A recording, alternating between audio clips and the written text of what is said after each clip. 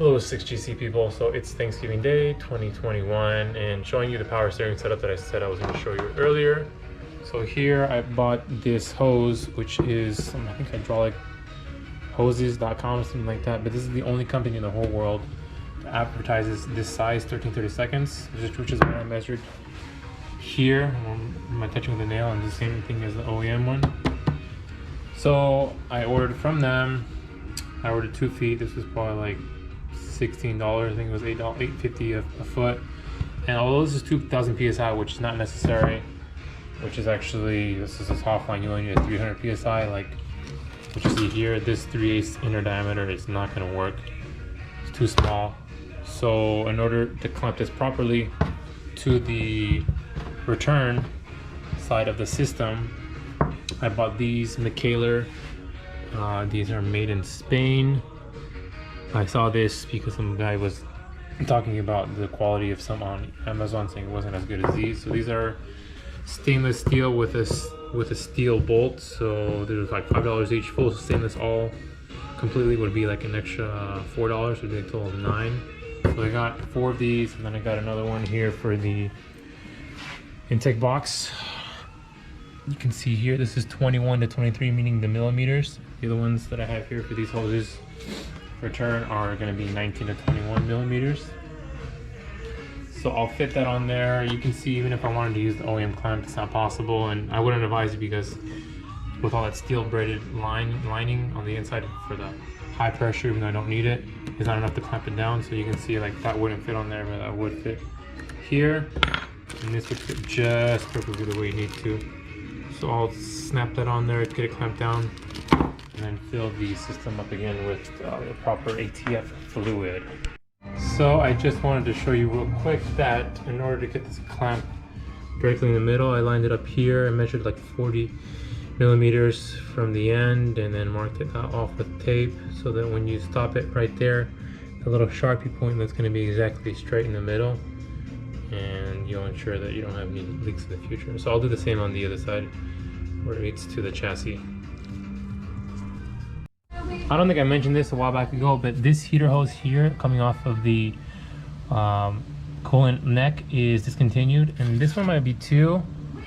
So I can't quite recall which one it was, but I know I replaced this one, and this is a Dayco 86121. I just pulled off the sticker. It's from a Corolla, so the 88 or 8060 or 88 to 91, 92, the AE92 chassis with like the burgundy interior, like the GTS model. That's where you'll find this hose. And then this one's from a Cadillac or some sort of domestic car. It's a metric size, and I can find the link for that if you guys want it as well. So that's just kind of how it is when you're restoring an old car and you can't get OEM parts anymore. You have to start piecing them from other chassis.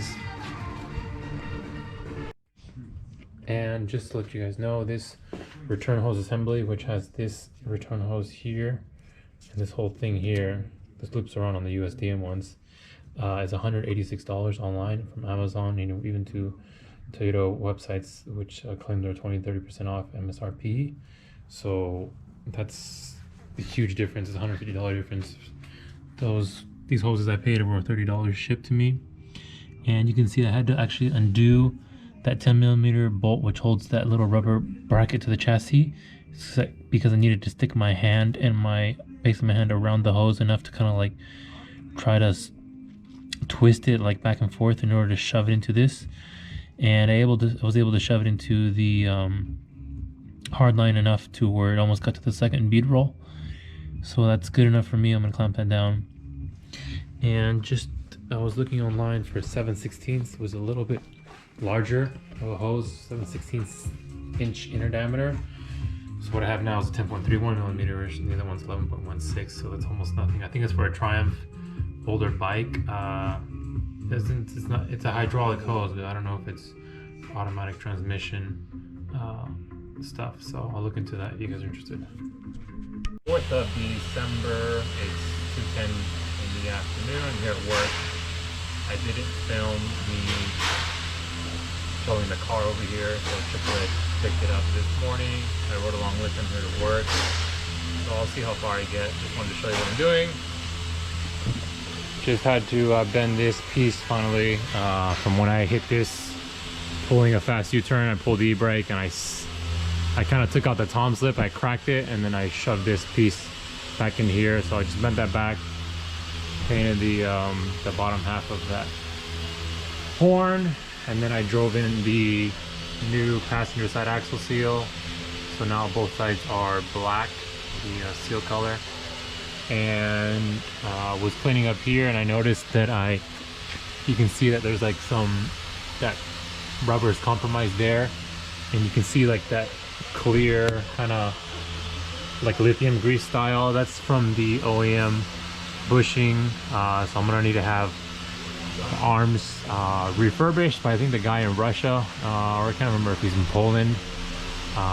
So I had to figure it's done a long time ago, but now those are going out, so I'm gonna do the other side. So what's up guys, I'm here at work and I just wanted to show you what I did.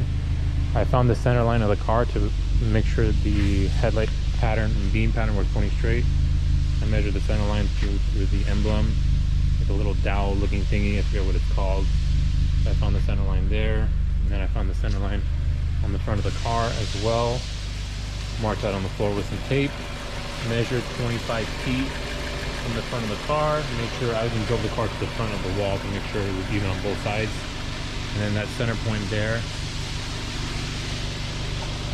with that tape that's closest to the left, but on the left side is the center point of the car. So you can see that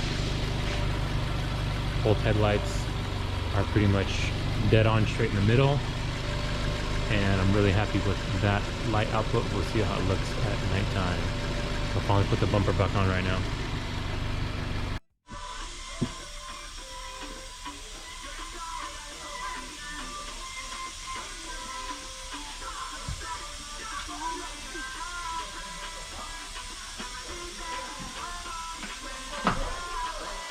Alright, so we're about to head out and go home finally. That looks really good. I haven't seen the bumper on the car with the lights and all that stuff in like probably what, a year and a half.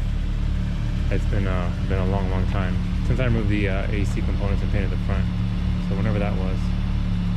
So the hood had a hard time closing. I might need to lower the little adjustment for the hood because with this new piece here, it's still latched, so I'm gonna take it easy on the way home. I don't want to drive fast because I don't want to leak more oil out of the oil control valve. So hey guys, today's the 13th of March. It's my birthday, so just doing a few small things. Got this block off plate for the coolant passage, which is used on the Tesla motors. So it's not leaking from this area, but in case it does leak in the future, I just want to do it now. And the reason I'm doing it now is because I actually went to O'Reilly and got a new remanufactured alternator. I did it for one reason, because I heard whining. The original one on there I had it rebuilt 11 years ago. I heard whining from the speakers, and then I had this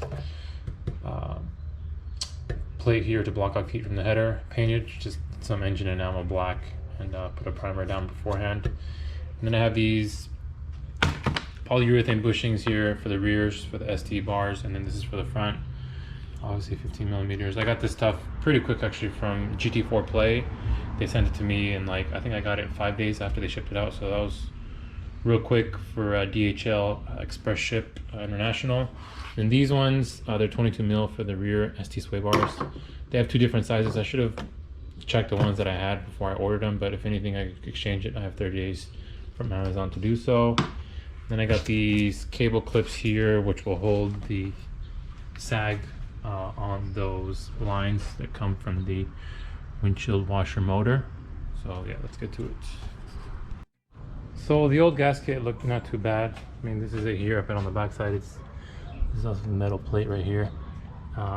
This is actually exposed. I didn't think it'd be that exposed. I guess it covers it up with the alternator bracket. I wonder how the MR2 one is, the different part number. And you're gonna lose some coolant when you do it. I mean, there's start trickling there. And then I cut the rest of it here. So it's not that much. It's like maybe an ounce of fluid, two or 3 ounces of coolant. Alright, so it's the 14th of March. Finally got the package in from Chassis Streeter after 3 weeks and a few days of waiting. This is the new part number 74021 for the oil control valve assembly. 74020 is the old number, and I would tell you the price, but they ask their customers not to list the price anymore online or mention it because it ruins the relationship with the dealership that they have directly with Japan Toyota. The reason why I replaced it is because this is all tweaked. You can see how it's turning to the left a little bit. Maybe might be hard to see on camera, but this is loose inside here, and even though I replaced this O-ring, I was still getting a couple of drops from the car when it was idling every few minutes. A couple of drops every minute.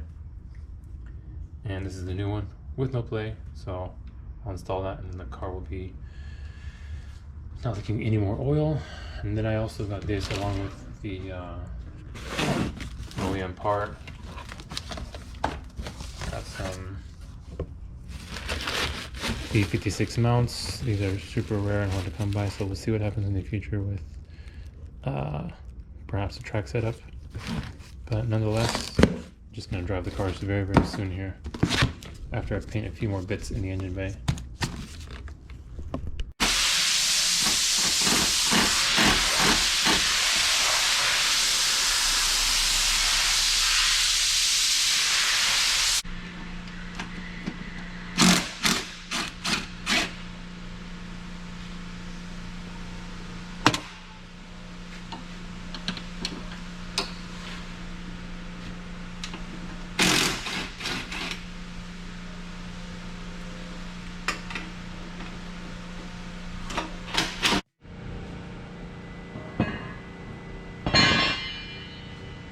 So I just removed the sway bar because I'm going to either paint it or powder coat it, probably powder coat. I think they have a black on their website now for the ST sway bars. And I don't remember it being such a pain in the butt. I had to undo, that hose, the big hose, the filler, the one for the evap system. And hopefully that gasket doesn't rip on me. I don't know why I had to remove that, but that's that piece that goes there. So, and I dropped the tank a little bit, probably like maybe 2 or 3 inches. And then did the exhaust, so I don't know why it was so much trouble. When I installed this like forever ago, I remember doing it on the floor. So anyway,